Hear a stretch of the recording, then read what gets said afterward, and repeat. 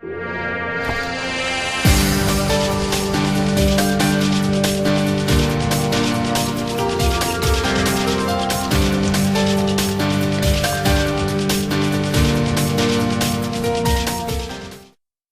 threatens North Korea after U.S. assesses they have miniaturized a nuclear warhead. Washington, CNN President Donald Trump issued an extraordinary ultimatum to North Korea on Tuesday, warning Pyongyang not to make any more threats against the United States or they will face fire and fury like the world has never seen, during a photo op at the Trump National Golf Club in Bedminster, New Jersey.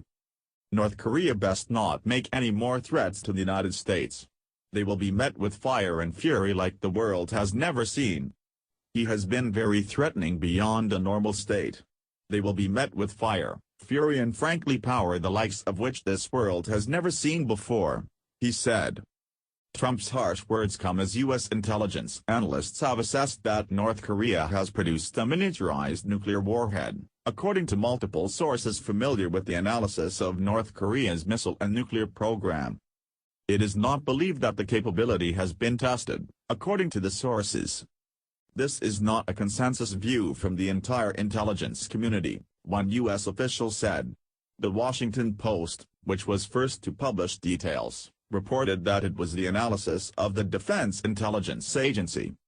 The U.S. official familiar with the analysis of North Korea's missile and nuclear program says, in reference to North Korea's leader Kim Jong-un's boasts about the program, "We have to take him at his word and we need to be prepared to deal with it."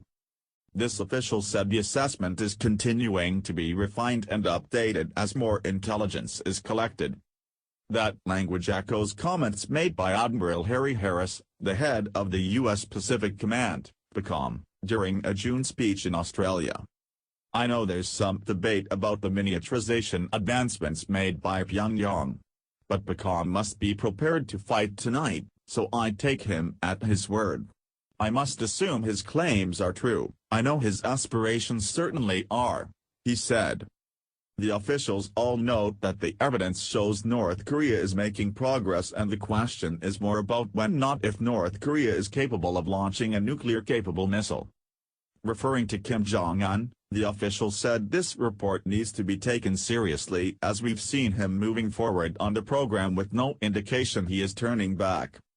U.S. military commanders have long planned on the assumption that North Korea has a warhead and Pyongyang claimed to be able to miniaturize nuclear weapons in 2015. In 2014, then Commander of U.S. Forces Korea General Curtis Scaparrotti said he believed that they had the capability to miniaturize a warhead. "I believe they have the capability to have miniaturized the device at this point. And they have the technology to potentially actually deliver what they say they have," Scaparrotti said at the time. The Washington Post first reported details of the assessment on Tuesday just hours after North Korea threatened physical action in response to punitive sanctions unanimously passed by the United Nations Security Council over the weekend.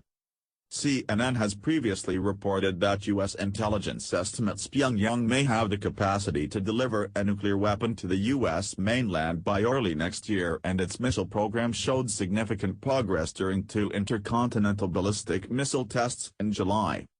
Assuming everything is true, including that intelligence assessment both existing and everything being accurate, there are still important unknowns, Republican Representative Lee Zeldin told CNN's Wolf Blitzer, noting that questions still linger about whether a possible North Korean warhead could survive re-entry from the Earth's upper atmosphere. However, Zeldin also said that reporting of the development increases the urgency of the time sensitivity of efforts being taken by the U.S. and its international partners to address North Korea's missile and nuclear programs diplomatically.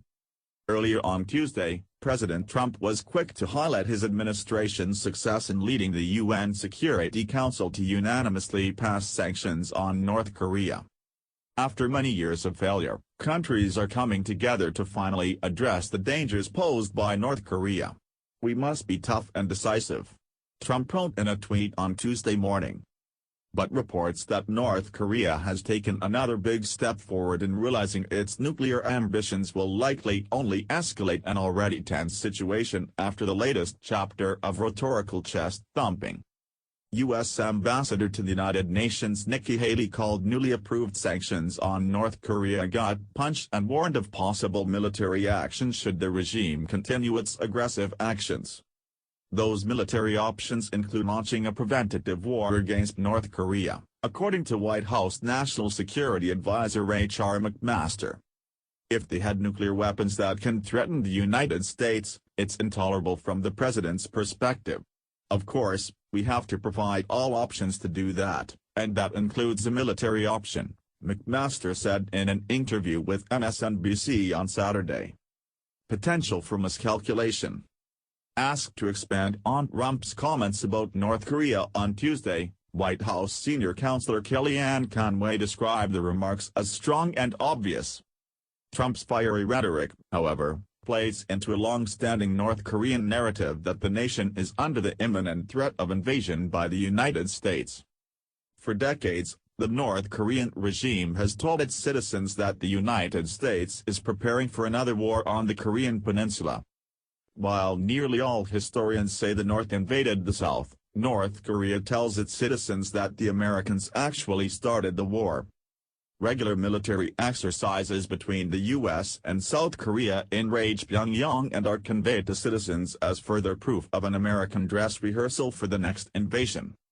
It is this narrative that the regime uses to justify the economic hardship and isolation that North Korean citizens have endured, in part due to their nation's ballistic missile and nuclear tests.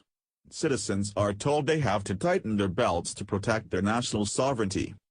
While both the U.S. and North Korea have frequently used strong rhetoric as a strategic messaging tool, analysts warn that verbal escalations pose the risk of causing a catastrophic miscalculation.